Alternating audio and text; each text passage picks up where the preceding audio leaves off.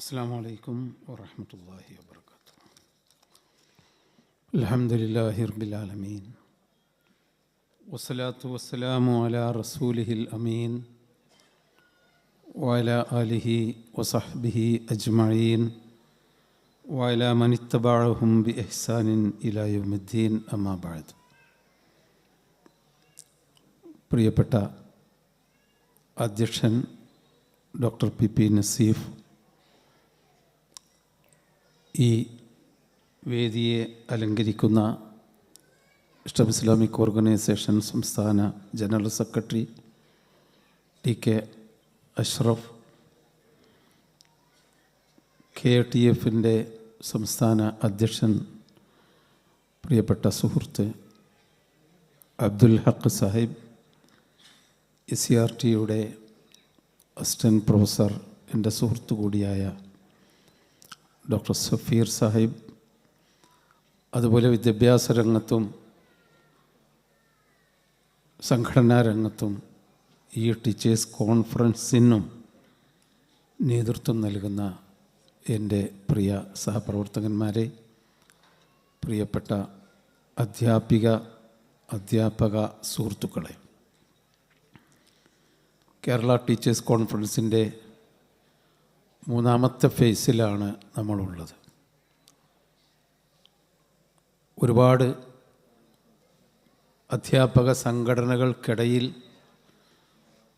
അവയുടെയൊക്കെ ജില്ലാ സംസ്ഥാന സമ്മേളനങ്ങളും പ്രകടനങ്ങളും എല്ലാം കൊണ്ട് മുഖരിതമായ കേരളത്തിൻ്റെ അന്തരീക്ഷത്തിൽ കഴിഞ്ഞ 2 വർഷത്തെ ടീച്ചേഴ്സ് കോൺഫറൻസ്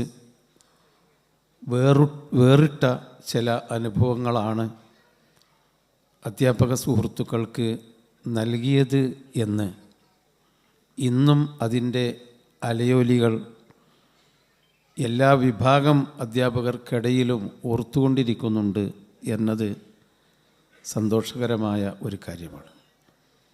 ഞാൻ എൻ്റെ മുന്നിലിരിക്കുന്ന കണ്ണെത്തുന്നിടത്തോളം കുറേ ഭാഗത്ത് ഇരുട്ടാണ് ഉള്ളതൊക്കെ വളരെ ചെറുപ്പക്കാരായ അധ്യാപകരാണ്.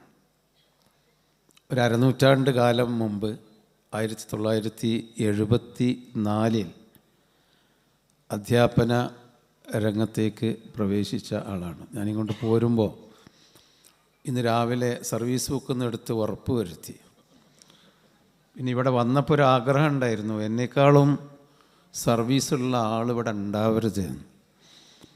ആദ്യം കണ്ടത് പ്രൊഫസർ PN അബ്ദുറഹ്മാൻ സാഹിബിനെയാണ്. ഒരു കൊല്ലം സർവീസ് ഏറുണ്ട്. ഞാൻ അദ്ദേഹത്തോട് ഇവിടെ ഉണ്ടോയെന്നറിയില്ല, പോയോന്നറിയില്ല. ഞാൻ പറഞ്ഞു ഞാൻ പോകണം, ഞാനായിരിക്കണം ഇവിടെ സർവീസ് കൂടുതലുള്ള ആൾ. തമാശ പറഞ്ഞാണ്.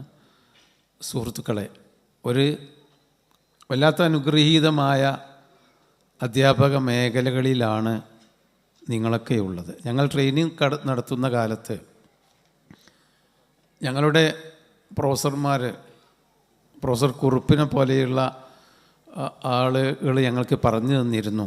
ഇന്തോനേഷ്യയിൽ പോയിട്ടുണ്ട് അദ്ദേഹം, അതുപോലെ സുഡാനിൽ പോയിട്ടുണ്ട് അദ്ദേഹം. ഒരു ലോകയാത്ര ചെയ്യുന്ന ആളാണ്. അദ്ദേഹം പറഞ്ഞിരുന്നു, അവിടെയൊക്കെ ചെന്നാൽ അവിടുത്തെ ഏറ്റവും ഉയർന്ന തസ്തികയും ആദരിക്കപ്പെടുന്ന തസ്തികയിലും സാമ്പത്തികമായും മുന്നിൽ നിൽക്കുന്നവർ അധ്യാപകരാണ്, പ്രൊഫസർമാരാണ്.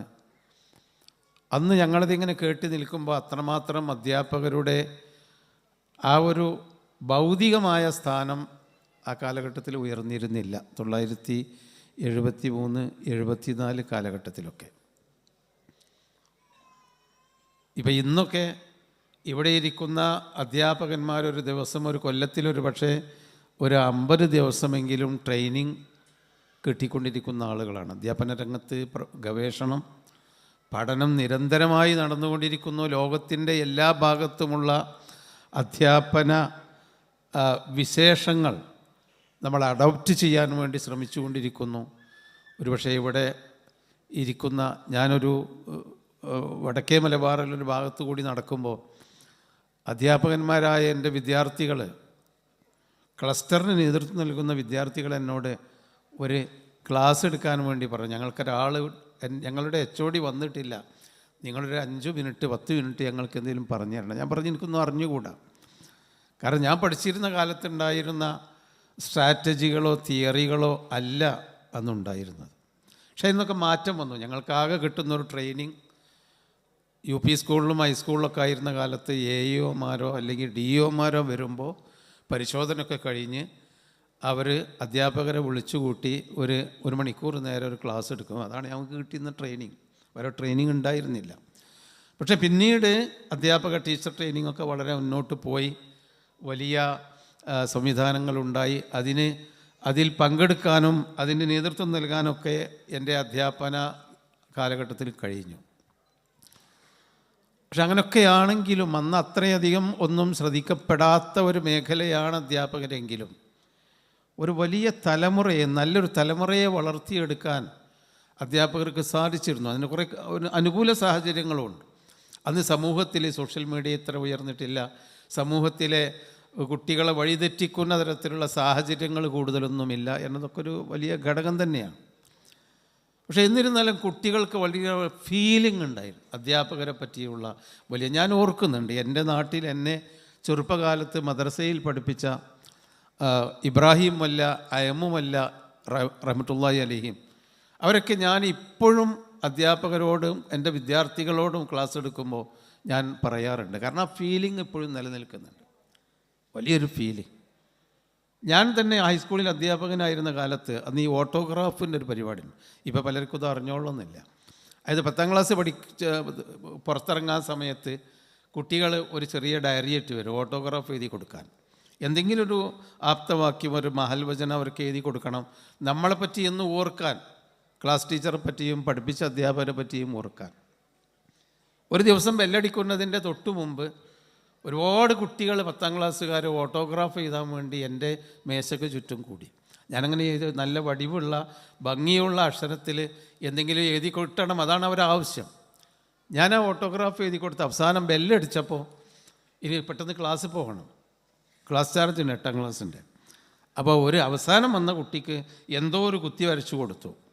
അവൾ ആഗ്രഹിച്ച പോലെ അതിൻ്റെ ഒരു ഭംഗിയും കോലമൊന്നും ഉണ്ടായില്ല. അങ്ങനെ ഒരു വടിവത്ത എഴുത്തൊക്കെയാണല്ലോ ഉദ്ദേശിച്ചത്, അവർ ഉദ്ദേശിച്ച അതാണ്. എന്നിട്ട് ഇങ്ങനെ വരച്ച് ഫ്രെയിമൊക്കെ വെച്ച് അതൊന്നും ഉണ്ടായിട്ടില്ല. കാരണം പെട്ടെന്ന് വെല്ലടിച്ച് ക്ലാസ്സിലെത്തണം.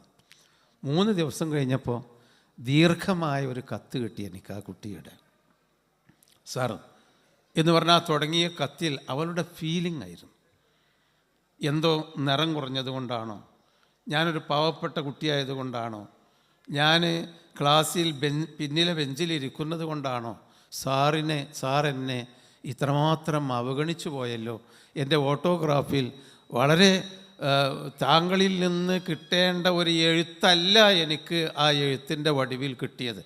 അപ്പോൾ ഞാനിങ്ങനെ വളരെ അത്ഭുതപ്പെട്ടു പോയി. കാരണം ഈ കുട്ടിക്കുണ്ടായ ഫീലിംഗ്, അതങ്ങനെയുള്ള ഒരുപാട് ഫീലിങ്ങിൻ്റെ അനുഭവങ്ങൾ എനിക്ക് ഓർമ്മയുണ്ട് എൻ്റെ ജീവിതകാലത്ത്. അത് ഇന്നും ആ ഫീലിംഗ് കുട്ടികളുടെ മനസ്സിലുണ്ട് പലപ്പോഴും. ഞാൻ 1964 പഠിക്കുന്ന കാലത്ത്, ഒരു ഹോസ്റ്റലിൽ പഠിക്കുന്ന കാലത്ത്, ചെറിയ കുട്ടിയായിരുന്ന കാലത്ത്, ഹോസ്റ്റലിൽ പഠിക്കുന്ന കാലത്ത് എൻ്റെ കൂടെ കിടന്നുറങ്ങുന്ന, എൻ്റെ കൂടെ പഠിക്കുന്ന, കുറച്ചുകൂടി പഠനത്തിൽ എൻ്റെ ഒപ്പം എത്താത്ത ഒരു കുട്ടിയുടെ പിതാവ് ഹോസ്റ്റലിൽ വന്നു. ആ കുട്ടിയുടെ പിതാവ് വന്നിട്ട് എന്തൊക്കെയോ പലഹാരങ്ങളൊക്കെ കൊടുത്തു. പുറത്തേക്ക് കൊണ്ടുപോയി ഒഴിവ് സമയത്ത് ഉച്ചയ്ക്ക് ശേഷം എന്നിട്ട് നല്ല ഭക്ഷണമൊക്കെ വാങ്ങിക്കൊടുത്തു. തിരിച്ചു വന്നു, കുറേ മിഠായിപ്പൊതികളുമായിട്ട് തിരിച്ചു വന്നു. എന്നോട് കഴിച്ച ഭക്ഷണത്തിൻ്റെ മഹത്വവും മിഠായി തന്നതും ഉപ്പ കൊണ്ടുവരുമ്പോൾ തന്നതൊക്കെ എന്നോട് പറഞ്ഞപ്പോൾ എനിക്ക് വല്ലാത്ത ഫീലിംഗ്, സങ്കടം തോന്നി. കാരണം അന്ന് എന്നെ തിരഞ്ഞു വരാൻ എനിക്കൊരു ഉപ്പയില്ല, അനാഥയാണ്. അതൊന്ന്. പിന്നെ എന്തോ ഞാനൊന്നുമല്ലാതെയായിപ്പോയോ, എനിക്കൊരു മിഠായി പോലും കിട്ടാനില്ലാത്ത അവസ്ഥ വന്നു. ആ ഫീലിംഗ് ഇപ്പോഴും എൻ്റെ മനസ്സിൽ മാറിയിട്ടില്ല. ഞാൻ പറയുന്നത് നമ്മുടെയൊക്കെ കുട്ടികളെയാണ്. നമ്മൾ കുട്ടിക്കാലത്തെ, നിങ്ങൾ ആ കുട്ടിക്കാലത്തേക്ക് ഒന്ന് ചിന്തിച്ചു നോക്കൂ. വല്ലാത്തൊരു ഫീലിങ്ങിൻ്റെ കാലഘട്ടമാണ് LP മുതൽ കോളേജ് വരെയുള്ള കാലഘട്ടം. അപ്പോൾ നമ്മൾ ആ കുട്ടികളെ അറിയണം. മലപ്പുറം ട്രെയിനിങ് സ്കൂളിലായിരുന്ന കാലത്ത് അവിടെ ബ്രിട്ടീഷുകാർ പണ്ടുണ്ടാക്കിയ വളരെ ഗംഭീരമായ കെട്ടിടം, ഓട്, അതിൻ്റെ താഴെ ഇഷ്ടിക, അതിൻ്റെ താഴെ പിന്നെ ഒരു സീലിംഗ് ഒക്കെ ചെയ്ത കെട്ടിടമാണ്. ആ കെട്ടിടത്തിന് കല്ലെറിയുന്ന പേര് ഞാൻ പറയുന്നില്ല. ആ കുട്ടീൻ്റെ മക്കളുടെ മക്കളാരെങ്കിലും ഇവിടെ ഉണ്ടോ എന്ന് എനിക്ക് അറിഞ്ഞുകൂടാ. ആ കുട്ടി കല്ലെറിയുന്ന ഒരു കുട്ടിയെ ഞാൻ എൻ്റെ ശ്രദ്ധയിൽപ്പെട്ടു. ഞാൻ എൻ്റെ റൂമിലിരിക്കുമ്പോൾ കല്ലെറിയുന്നത് ഇതിന്. ആ കുട്ടീനെ എനിക്കറിയാം, എൻ്റെ ഉപ്പനെ അറിയാം. ഞാൻ അവനെ പള്ളിയിലേക്ക് നിസ്കരിക്കാൻ പോകുന്ന സമയത്ത് അവനെ ഞാൻ വിളിച്ചു, എന്തിനാണ് നീ കല്ലെറിഞ്ഞത്? ആ ഓട് പൊട്ടിയില്ലേ, ബ്രിട്ടീഷുകാരുണ്ടാക്കിയ സ്ഥാപനമാണ്, എത്ര ഗംഭീരമായ സ്ഥാപനമാണ്, നീ എന്തിനാണ് കല്ലെറിഞ്ഞത്? അവനെൻ്റെ അടുക്കൽ വന്ന് തല ചൊറിഞ്ഞ് തല താഴ്ത്തി നിന്ന് പറഞ്ഞു, എന്നെ ഡാഷ് മാഷ്, ഒരു മാഷ പേര് പറഞ്ഞു അവിടെ ഉണ്ടായിരുന്നു, ആ മാഷ് എന്നോട് പറഞ്ഞു, ഇജ്ജ് ഒരിക്കലും നന്നാവില്ലടാന്ന്.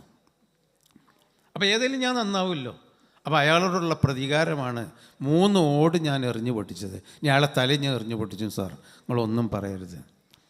ഞാൻ പറയുന്നത് കുട്ടികളുടെ മനസ്സിലുണ്ടാവുന്ന പ്രതികാരബോധം, കുട്ടികളുടെ മനസ്സിലുണ്ടാവുന്ന സ്നേഹബോധം, അത് ചെറിയതൊന്നുമല്ല, നമ്മൾ കണ്ടെത്തണം. ഇന്ന് ഈ സോഷ്യൽ മീഡിയയുടെ കാലത്ത് നമുക്ക് യഥാർത്ഥത്തിൽ യാഥാർത്ഥ്യബോധം ചിന്തിക്കാൻ കഴിയാത്തൊരു കാലഘട്ടത്തിലാണ്.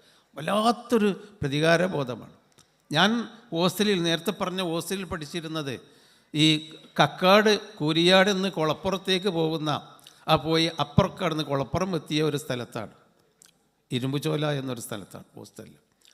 ആ കുളപ്പുറത്തേക്ക് പോകുന്ന വഴിയിൽ ഒരു തോട്ടിൽ വെള്ളം കയറിയ ഒരു സമയം, ഞാൻ തിരിച്ചു പോകുന്ന സമയത്ത് തോട്ടിൽ വെള്ളം നിറഞ്ഞു നിൽക്കുകയാണ്. എനിക്ക് ആ തോട് കടന്നു പോകാൻ പേടി, കുറച്ച് ഇരുട്ടായി തുടങ്ങിയിരിക്കുന്നു.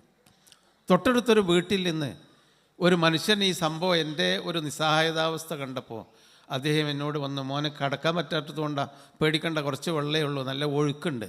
എന്നെ അദ്ദേഹം മലർത്തിപ്പിടിച്ച്, എനിക്കിപ്പോഴും ഓർമ്മ ഉണ്ട് സീൻ, മലർത്തിപ്പിടിച്ച് ഈ തോടിൻ്റെ അക്കരെ കടത്തി ആളുകളൊക്കെ ഉള്ള സ്ഥലത്ത്, അപ്പോഴേക്ക് ഇരുട്ടായി തുടങ്ങുകയാണ്, വൈകിപ്പോയതാണ്, ആളുകളുള്ള സ്ഥലത്ത് എത്തിയിട്ട് ഒരാളെ ഏൽപ്പിച്ചു ഹോസ്റ്റലിൽ കൊണ്ടായി ആക്കാൻ. ആ ഫീലിംഗ് ഞാൻ ഇന്നും ഓർക്കുന്നുണ്ട്. ഇത് ഏകദേശം 64 കാലത്താണ്. ഞാൻ ഇന്നും കുളപ്പുറം വഴി, കക്കാട് വഴി എൻ്റെ നാട്ടിലേക്ക് പോരുമ്പോൾ ആ അദ്ദേഹം ഇറങ്ങി വന്ന വീടിൻ്റെ അപ്പുറത്തുള്ള വീടുകൾ നോക്കി അദ്ദേഹത്തിന് വേണ്ടി പ്രാർത്ഥിക്കാറുണ്ട്. ഞാൻ പറയുന്നത് നെഗറ്റീവും പോസിറ്റീവുമായ ഒരുപാട് ഫീലിങ്ങുകളുള്ള ഒരു കാലഘട്ടത്തിലാണ് നമ്മളെ കുട്ടികളുള്ളത് എന്ന് ഞാൻ മനസ്സിലാക്കാനാണ് സഹോദരങ്ങളെ. അതുകൊണ്ട് ആ ഫീലിങ്ങുകൾ പരിഗണിച്ചുകൊണ്ട് നമ്മളെ കുട്ടികളെ നമ്മൾ അറിയണം.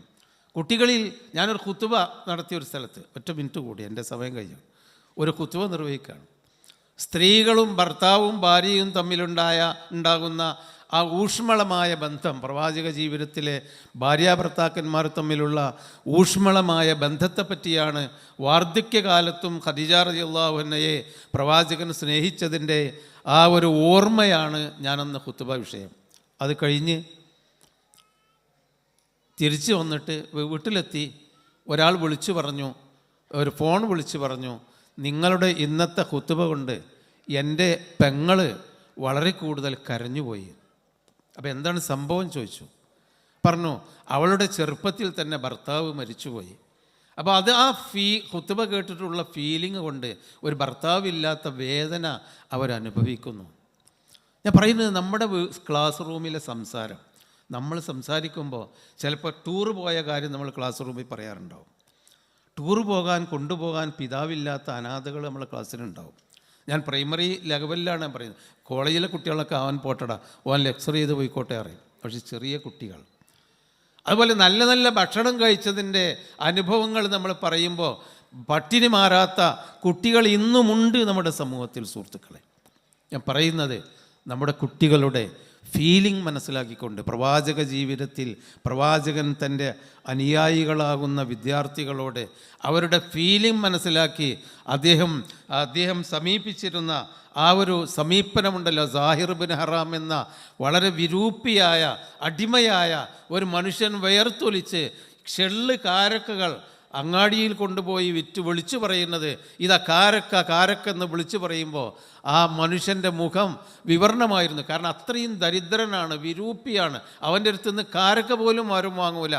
റളിയല്ലാഹു അൻഹു നബി സല്ലല്ലാഹു അലൈഹി വസല്ലമ പിന്നിൽ കൂടി ചെന്ന് ആ സാഹിറിനെ അണഞ്ഞുകൂട്ടി പിടിച്ച് കണ്ണ് പൊത്തിയിട്ട് ഈ കുട്ടിയെ ആർക്കാണ് വേണ്ടത് എന്ന് പറഞ്ഞ് വില പറയുന്ന ഒരവസ്ഥയും, റസൂലെ ഞാൻ ഈ ചെള്ളുകാരക്ക പോലെ വിറ്റൊഴിവാക്കേണ്ട ഒരാളാണോ എന്ന് സാഹിർ ചോദിച്ചപ്പോൾ, മോനെ സാഹിർ, നീ സാഹിർ ബിൻ ഹറാമേ, സ്വർഗത്തിൽ നീ ഉന്നതനാണെന്ന് പറഞ്ഞ് കുട്ടിയുടെ മനസ്സിൻ്റെ ഫീലിംഗ് ഇല്ലാതെയാക്കിയ പ്രവാചകൻ്റെ ചരിത്രം നമ്മൾ മനസ്സിലാക്കണം. അതൊരു പ്രവാചകനിൽ വിശ്വസിക്കുന്നവർക്കും അല്ലാത്തവർക്കും ഒരു അധ്യാപകൻ്റെ ഗുണപാഠമാണ്. ഒരുപാട് ഉദാഹരണങ്ങൾ ഇന്ന് ആധുനിക വിദ്യാഭ്യാസ മേഖലകളിൽ എന്തൊക്കെ പുതിയ ന്യൂ തോട്ടുകൾ, പുതിയ സ്ട്രാറ്റജികൾ, പുതിയ അധ്യാപന സമീപനങ്ങൾ എന്തൊക്കെയുണ്ടോ അതൊക്കെ ഏറ്റവും മൂർത്തമായ ഭാവത്തിൽ പ്രവാചക ജീവിതത്തിൽ കാണാം. ഞാൻ അവസാനിപ്പിക്കുകയാണ്. പ്രിയപ്പെട്ട അധ്യാപകരെ, അധ്യാപികമാരെ, നിങ്ങളുടെ മുന്നിലിരിക്കുന്ന കുട്ടി അവൻ പ്രൈമറിയിലാണെങ്കിലും നഴ്സറിയിലാണെങ്കിലും കോളേജ് തലത്തിലാണെങ്കിലും അവനൊക്കെ അനുഭവിക്കുന്ന മനസ്സിൻ്റെ സന്തോഷങ്ങളോ ദുഃഖങ്ങളോ മനസ്സിലാക്കിക്കൊണ്ട് ആ ഫീലിങ്ങിനെ അഭിമുഖീകരിക്കാൻ നിങ്ങൾക്ക് സാധിച്ചാൽ വലിയ ഒരു സർട്ടിഫിക്കറ്റ് അവന് നിങ്ങളിൽ കൂടി കിട്ടിയില്ലെങ്കിലും അവൻ നല്ലൊരു മനുഷ്യനായി വളർത്താൻ സാധിക്കും. നിങ്ങൾക്കും നമുക്കും അവരുടെ പ്രാർത്ഥന ഭാവിയിലെങ്കിലും കിട്ടും. സർവശക്തൻ അനുഗ്രഹിക്കുമാറാവട്ടെ. ഈ അനുഗ്രഹീതമായ സദസ്സ് അള്ളാഹുവിൻ്റെ നാമത്തിൽ ബിസ്മില്ലാഹിർ റഹ്മാനിർ റഹീം ഉദ്ഘാടനം ചെയ്തതായി അറിയിക്കുന്നു. വസല്ലല്ലാഹു വസല്ലം അലാ ഖൈറിൽ ഖൽഖി മുഹമ്മദ് വഅലാ ആലിഹി വസഹ്ബിഹി അജ്മഈൻ.